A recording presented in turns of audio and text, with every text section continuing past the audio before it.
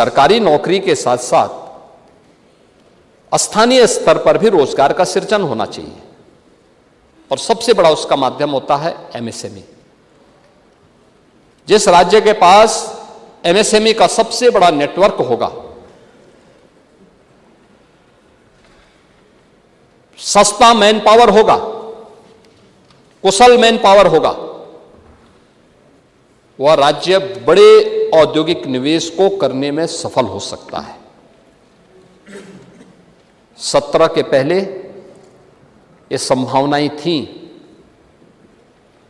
लेकिन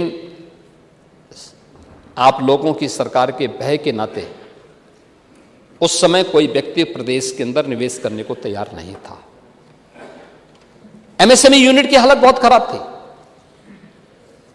ऐसा नहीं कि ये हमने बनाए हो, ऐसा नहीं, हम लोगों ने तो प्रोत्साहन दिया उनको।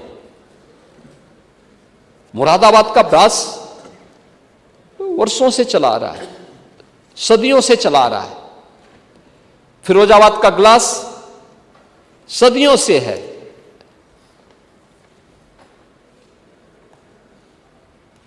ब्लैक पॉटरी आजमगढ़ का सदियों से चली आ रही परंपरा है। गोरखपुर का टेराकोटा सदियों से परंपरागत चली आ रही परंपरा है। भदोई की कालीन सदियों की परंपरा है। लेकिन ये सब हताश और निराश थे। कोई इनका कोई पुरसाहाल नहीं था, कोई पूछता नहीं था।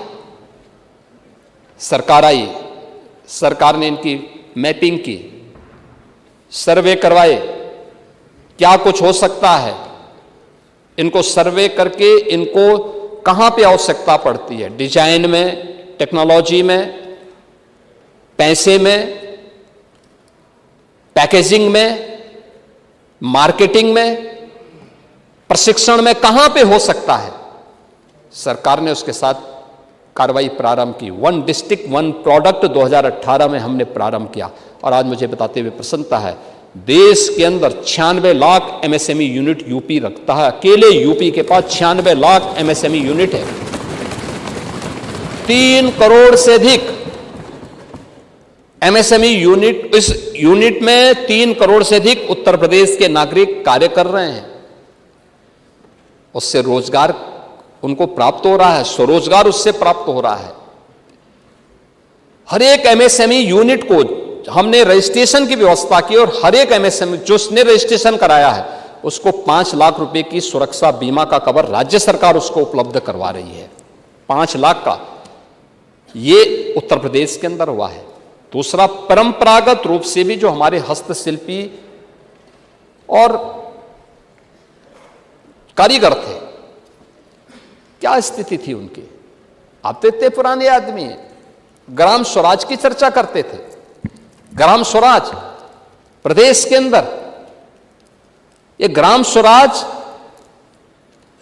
जहां गांव हर एक चीज को लेकर गांव के अंदर गांव अपनी योजनाएं बनाता था, गांव अपनी योजनाओं को लागू करता था, गांव अपने अंदर सारी व्यवस्थाओं को लागू करता था। और ये पंच परमेश्वर की व्यवस्था भी गांव के अंदर ही हुआ करती थी। किसी चीज के लिए किसी पे निर्भरता नहीं, आत्मनिर्भर गांव हुआ करते थे हमारे।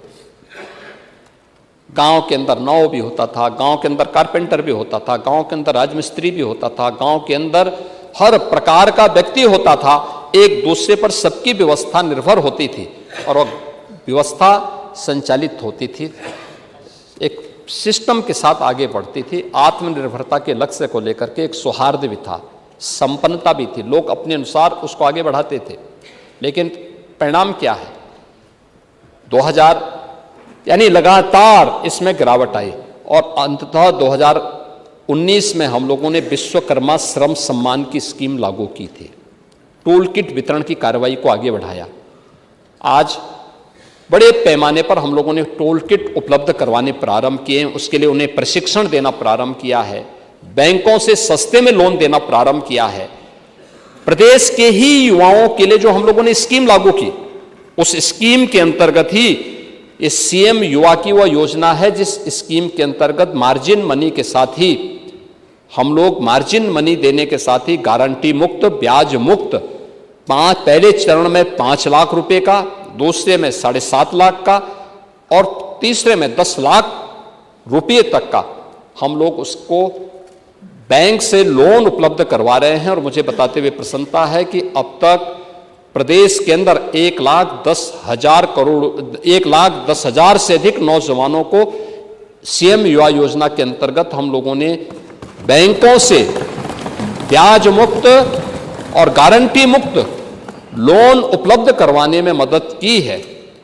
और मैं एमएसएमई मंत्री से कहूंगा कि एक बार वह आपकी बात, आपने जिन नौजवानों को बताया है आप दीजिए। और मैं मानता हूं हर जनप्रतिनिधि को रुचि लेनी चाहिए, उन नौजवानों का प्रशिक्षण हो और फिर उसके अनुसार वो बैंक से लोन लेंगे तो उसका सब कुछ तो सरकार को देना है। वो मूलधन वापस कर दें, जो भी उसमें मार्जिन मनी के बाद जो मूलधन बचता है उसको वापस कर देगा तो उसका बहुत अच्छा काम हो। लेकिन काम उसको क्या करना है इसका प्रशिक्षण बहुत आवश्यक है और ये प्रशिक्षण विभाग करा रहा है।